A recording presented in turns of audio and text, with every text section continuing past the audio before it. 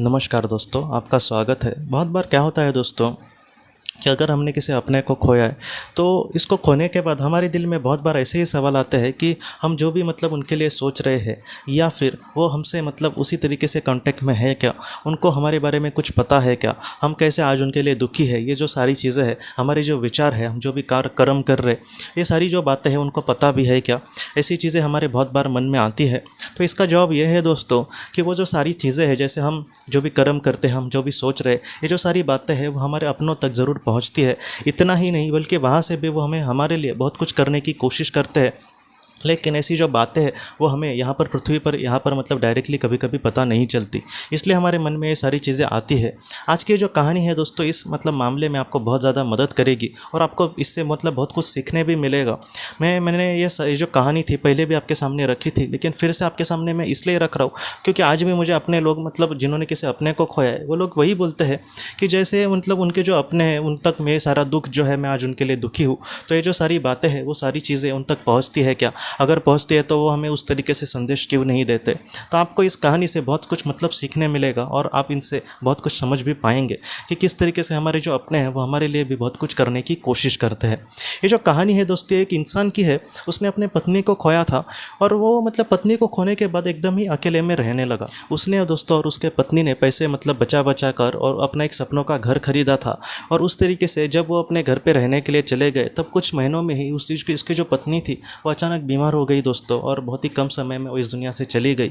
उसने ये कहा कि कब वो बीमार हो गई और अचानक वो चली गई मुझे पता भी नहीं चला। मुझे लगा कि अब वो ठीक हो जाएगी और हम बहुत ही खुशी से अपने सपनों पे घर पे रहेंगे। लेकिन फिर भी ये जो बात थी दोस्तों वो अच्छे से पूरी नहीं हो गई और उसका जो पति था वो एकदम दुख में चला गया। और जैसे उस घर में वो रहता था, उसके बार बार मन में उसके पत्नी ही आती थी कि वो एक सपनों का घर था, हम दोनों बहुत ही प्यार से रहेंगे, इस तरीके से हमने सपने संजोए थे, लेकिन ऐसा कुछ भी नहीं हुआ। मेरे तो नसीब में दुख ही लिखा था। इस तरीके से वो सोचने लगा। वो ये कहता है दोस्तों कि उसके पत्नी के जाने के बाद वो 1-2 महीने तकरीबन वो घर से ही बाहर नहीं निकला, ऐसे ही अकेले ज़िंदगी जी रहा था किसी तरीके से। उसके कुछ 1-2 दोस्त थे, वो उसको ऐसे वक्त में थोड़ी सी उसको मदद करने की कोशिश कर रहे थे, लेकिन फिर भी दोस्तों वो अच्छे से नहीं जी पा रहा था। उसके बाद क्या हुआ दोस्तों, उसने ये उसको ये पता चला कि इस अगर मैं घर पे रहूँगा तो मैं अच्छे से नहीं जी पाऊँगा। इसलिए उसका जो मन था दोस्तों इसी तरीके से ले रहा था कि मैं यहाँ से चले जाऊँ, क्योंकि इस घर में सारी जगह पे उसको अपने पत्नी की याद ही आती थी, क्योंकि ये उसका सपनों का कहीं ना कहीं घर था उन दोनों का। उसके बाद क्या हुआ दोस्तों, एक जब सुबह वो उठा तब उसको अचानक मैं क्या करूँ ऐसे समझ नहीं आ रहा था। तब उसको एक बात पता चली कि उसके एक दोस्त ने कुछ सालों पहले उसको ये कहा था कि अगर तुम्हें घर वगैरह चाहिए हो तो मुझे ज़रूर कांटेक्ट करना, मैं तुम्हारी ज़रूर हेल्प करूँगा। वो उसका पहचान का भी एकदम ऐसा दोस्त नहीं था, उसने किसी और से उसका नंबर लिया और जब उसने उस दोस्त को अपने फ़ोन किया था घर के लिए, तब उसने बहुत ही अच्छे से कहा कि हाँ एकदम वक्त पे तुमने फ़ोन किया, मुझे कल एक घर के बारे में पता चल रहा है जो बहुत ही कम रेट में मिल रहा है, इसलिए मैं तुम्हें तुम्हारी बात वहाँ पर करा देता हूँ। और उस तरीके से ये जो घर था दोस्तों वो भी उसको बेचने के लिए और बाद में दूसरा घर मदद लेने के लिए उसके दोस्त ने बहुत उस वक्त मदद की। और उस वक्त क्या हुआ दोस्तों, इसको बहुत अच्छा लगा दूसरे घर में जाके, और उसने यही सोचा और उसके दोस्तों ने भी और उसके करीबी लोगों ने भी उसको यही कहा कि तुम नए सिरे से यहाँ पे शुरुआत करो। और धीरे धीरे वो अपने दुख से उभर पा रहा था दोस्तों। और एक ऐसा वक्त आया जहाँ पर उसको संभव हुआ कि वो साइकिक के पास जाए। तब वो जेम्स वैन प्राग जी के पास आया था। जेम्स वैन प्राग जी ये बहुत बड़े साइकिक है, उनके पास वो आया और उसने अपनी सारी कहानी इस तरीके से कही उनको। जेम्स वैन प्राग जी ने उसके पत्नी को कहीं ना कहीं प्रार्थना की कि तुम्हारा जो पति है मेरे पास आया है, तुम अगर संभव हुआ तो तुम बहुत ही अच्छे से मुझे उसको संदेश देना, जो संदेश है वो बहुत ही अच्छे से उस तक पहुंचाने की कोशिश करूंगा। तब उसकी जो पत्नी थी दोस्तों, उसकी सोल वहाँ पर उनके सामने आई और उसने अपने पति को कुछ इस तरीके से संदेश कहे।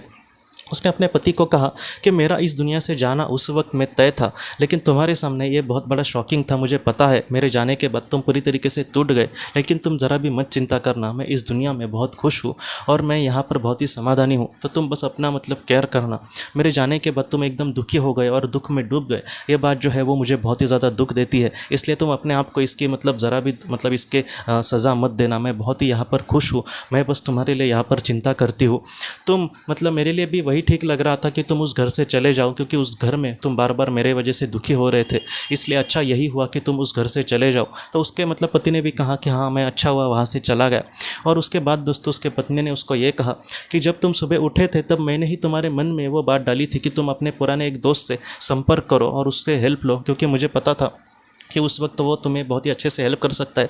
और तुम्हारे दोस्त के भी मन में मैंने कुछ इस तरीके से विचार डाले थे और कुछ इस तरीके से मैंने परिस्थितियाँ बनाई थी कि जो घर है वो दूसरा मतलब लेने के लिए तुम्हें बहुत ही ज़्यादा आसानी हो, और ये घर भी जो पुराना था वो तुम्हें बेचने के लिए मदद हो।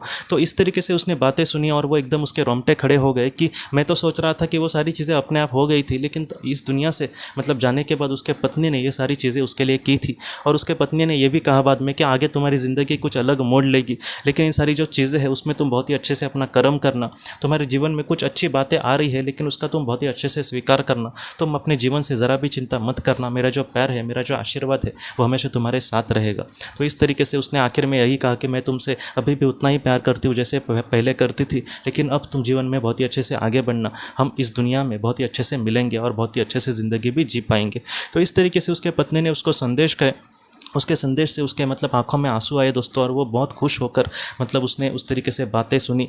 और ये जो कहानी है कहीं ना कहीं हमें यही सिखाती है दोस्तों कि हमारे जो अपने हैं इस दुनिया से जाने के बाद भी उनका जो प्यार है हमारे प्रति वो कभी भी कम नहीं होता। वो बहुत सारी चीज़ें वहाँ से भी हमारे लिए करते हैं, लेकिन यहाँ पर वो सारी चीज़ें हमें पता नहीं चलती। जैसे अगर वो जेम्स वैन प्राग जी के पास नहीं गए होते तो उसको भी पता नहीं होता कि उसने उसके लिए किया है। जैसे आपने भी अगर किसी अपने को खोया है और उसके बाद आपको थोड़ी बहुत भी मदद मिल रही है तो वो सर जो सारी चीज़ें वो हो सकता है कि आपके अपने आपके लिए कर रहे होंगे ताकि आप उस उस दुख से कहीं ना कहीं दूर हो जाए।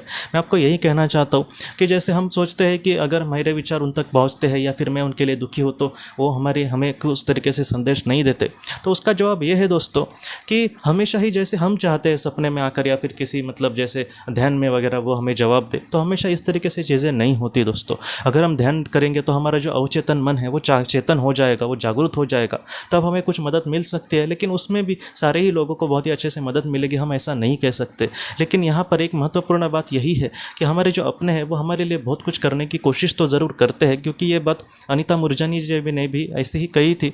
उसने भी यही कहा थी कि जब वो बीमार पड़ी थी और उसके बाद दोस्तों उसके हालात मतलब कुछ इस तरीके से थे कि यहाँ पर वो बहुत ही ज़्यादा बीमार थी, और तभी भी उसने कहा है कि ऐसे वक्त में भी मेरी जो मतलब सहेली थी उसकी आत्मा जो इस दुनिया से चली गई थी, सोनी उसका नाम कहा है, और उसके पिताजी उनकी भी आत्मा जो थी वो ये मतलब कहीं ना कहीं मुझे बुरे वक्त में मदद कर रही थी। और उसने भी यहाँ सेम ऐसे ही बात कही है कि जब मैं ज़िंदा थी तब मुझे ये सारी चीज़ें पता नहीं थी, लेकिन आज मुझे जब एनडी हुआ है, नियर डेथ एक्सपीरियंस, तब उसको ये सारी चीज़ें पता चली थी। तो मैं आपको इस सारी चीज़ों से यही कहना चाहता हूँ कि इस दुनिया से जाने के बाद भी हमारे जो अपने हैं उनका जो प्यार है हमारे लिए कभी भी कम नहीं होता। वहाँ से भी हमें वो बहुत मतलब मदद करने की कोशिश करते हैं, लेकिन इस बात को हम किस तरीके से लेते हैं। कुछ लोगों को किसी भी मतलब तरीके से मदद की फिर भी वो दुखी रहेंगे, ये दुख तो मुझे भी पता है दोस्तों कम नहीं होगा, लेकिन ऐसे समय में भी उनको एक सम्मान देना, जितना हो सके अपने मतलब जो अच्छी चीज़ें उसमें आगे बढ़ने की कोशिश करना।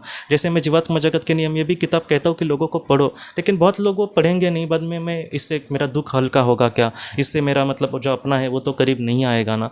तो ये भी बात सच है कि आपके जो अपने हैं वो शायद आपके फिर से मतलब आपसे ना मिले इस दुनिया में, लेकिन फिर भी दोस्तों ये भी सच है कि ये जो सारी चीज़ें हैं वो आपका दुख हल्का करेंगे, और हो भी सकता है कि ये जो सारी चीज़ें आपके अपने ही आपके सामने चीज़ें ला रही है। इसलिए मैं आपको कह रहा हूँ कि जिस तरीके से मतलब ये कुछ कहना करना चाह रहे हैं आपके लिए, आपका दुख हल्का होने के लिए, तो उसको भी आप थोड़ा सा सम्मान दो। मुझे भी पता है कि ये जो दुख है वो कम नहीं समझो होने वाला है, लेकिन फिर भी कुछ ऐसे मतलब हालात आ सकते हैं जहाँ पे हमें थोड़ा सा ज्ञान मिले, थोड़ा सा हम उभर पाए इस दुख से, थोड़ा सा हम जीवन में आगे बढ़ने की कोशिश करें। तो इतना भी हम मतलब अपने आप के लिए करेंगे और थोड़ा सा दुख से उभर पाएंगे तो भी वो उस वक्त के लिए बहुत ही बड़ी बात है दोस्तों। इसलिए जितना हो सके जो भी हमारे सामने पॉजिटिव चीज़ आ रही है, ज्ञान की बातें रहे, उसको हम गंभीरता से लें और जीवन में आगे बढ़े। हो सकता है कि हमारे जो अपने हैं वो हमसे यही चाह रहे होंगे दोस्तों।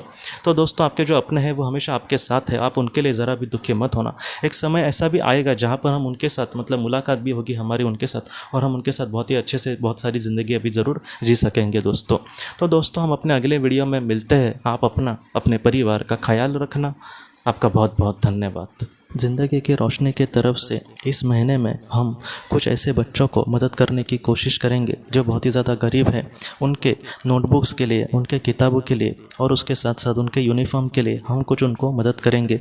तो अगर आप भी ऐसे मतलब कार्य के लिए अपना कुछ योगदान करना चाहते हैं तो आपके सामने जो भी अकाउंट नंबर आ रहा है उसमें आप उसका योगदान कर सकते हैं। इससे उनको बहुत ही ज़्यादा मदद मिलेगी। आपका बहुत बहुत धन्यवाद।